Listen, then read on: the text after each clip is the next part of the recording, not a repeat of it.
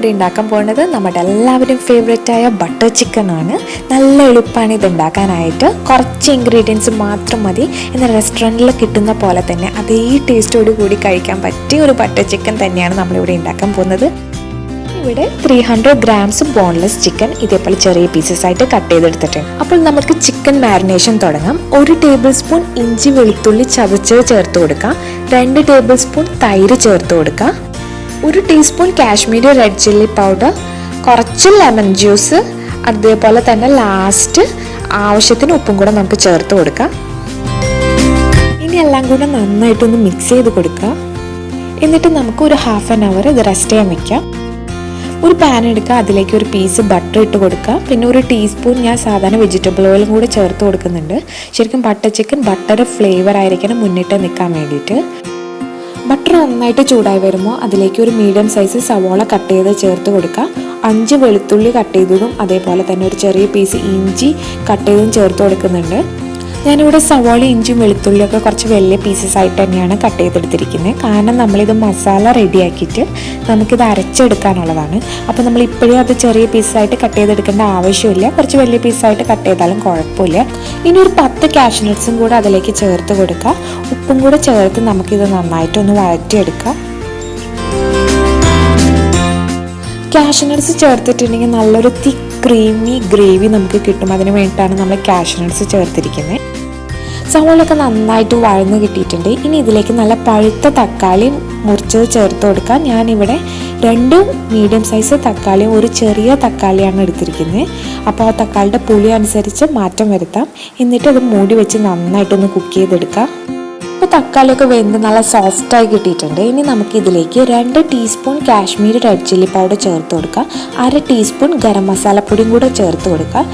Butter chicken ഉണ്ടാക്കുമ്പോൾ എപ്പോഴും Kashmiri red chilli powder തന്നെ ചേർക്കുക. കാരണം നല്ല കളറും കിട്ടും, അതേപോലെ തന്നെ അത്ര എരിവും ഉണ്ടാവില്ല. ഇപ്പം നമ്മുടെ മസാലയുടെ പച്ചമണമൊക്കെ മാറിയിട്ടുണ്ട്. ഇപ്പം നല്ല ഒരു മസാല നമുക്കിവിടെ റെഡി ആയിട്ടുണ്ട്. നമുക്കിതിനി ഫ്ലെയിം ഓഫ് ചെയ്ത് ചൂടാറുമ്പോൾ നല്ല ഫൈനായിട്ട് അരച്ചെടുക്കണം. വേറൊരു പാൻ എടുക്കുക, അതിലേക്ക് ഇത്തിരി എണ്ണ ഒഴിച്ച് കൊടുക്കുക. വളരെ കുറച്ച് എണ്ണ മതി. ഇനി ഇതിലേക്ക് നമുക്ക് നേരത്തെ മാരിനേറ്റ് ചെയ്ത് വെച്ചിരുന്ന ചിക്കൻ പീസസ് ഇട്ട് കൊടുക്കുക. എന്നിട്ട് ഒരു 80% കുക്ക് ചെയ്തെടുക്കുക. നമ്മൾ ഒരു സൈഡ് കുക്ക് ചെയ്തതിന് ശേഷം മാത്രം നമുക്കതൊന്ന് മറിച്ചിട്ട് കൊടുത്താൽ മതി. ഇടയ്ക്കിട്ട് ഇങ്ങനെ മറിച്ചിട്ട് കൊടുക്കേണ്ട ആവശ്യമില്ല.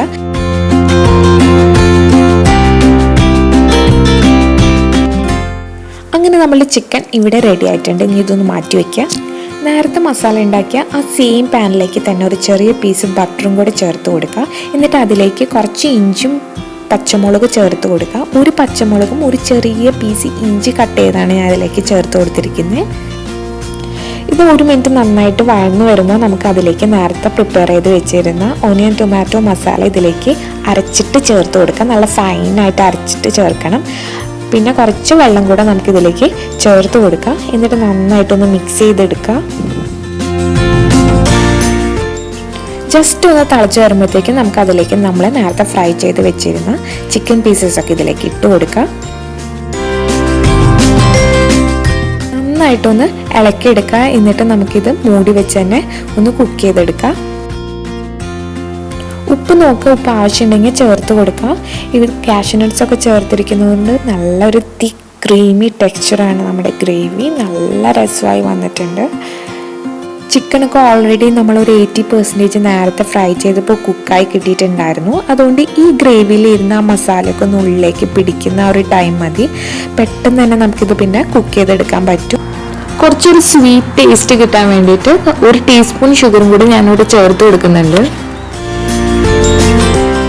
ഇതിലേക്ക് കുറച്ച് കസൂരി മേത്തിയും കൂടെ നമുക്ക് ചേർത്ത് കൊടുക്കാം. എന്നിട്ട് നന്നായിട്ടൊന്ന് മിക്സ് ചെയ്തെടുക്കാം. നല്ല ഫ്ലേവർ കിട്ടും കസൂരി മേത്തി ചേർത്തിട്ടുണ്ടെങ്കിൽ. അതായത് ഉലുവയുടെ ഇല ഉണക്കിയതാണ് ഈ കസൂരി മേത്തി എന്ന് പറഞ്ഞിട്ടുണ്ടെങ്കിൽ. മല്ലിയില ഉണ്ടെങ്കിൽ അതും കൂടെ കുറച്ച് ചേർത്ത് കൊടുക്കുക. എന്നിട്ട് നന്നായിട്ടൊന്ന് മിക്സ് ചെയ്തെടുക്കുക. അങ്ങനെ നമ്മളുടെ ബട്ടർ ചിക്കൻ റെഡി ആയിട്ടുണ്ട്. കുറച്ച് ഫ്രഷ് ക്രീം ഉണ്ടെങ്കിൽ അതും കൂടെ ചേർത്ത് കൊടുക്കുക. നമ്മുടെ റെസ്റ്റോറൻറ്റിൽ കിട്ടുന്ന ബട്ടർ ചിക്കൻ്റെ ഒരു 95% ഫ്ലേവർ നമുക്ക് ഈ ബട്ടർ ചിക്കനിൽ കിട്ടിയിട്ടുണ്ട്. വളരെ സക്സസ്ഫുൾ ബട്ടർ ചിക്കൻ റെസിപ്പിയാണിത്. നിങ്ങളെല്ലാവരും ഇത് ട്രൈ ചെയ്ത് നോക്കണം. നല്ല എളുപ്പമാണ് ഇത് ഉണ്ടാക്കാനായിട്ട്. ഒട്ടും ബുദ്ധിമുട്ടില്ല. കൂടുതൽ ഇൻഗ്രീഡിയൻസ് ഒന്നും വേണ്ട.